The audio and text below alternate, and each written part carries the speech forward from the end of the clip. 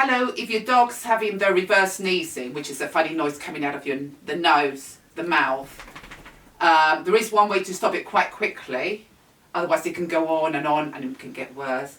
And that is to pretend she's having it. Obviously she's not having it. Come here, sweetie. We're not letting you go today. Hold the mouth closed and then hold one nostril and she'll stop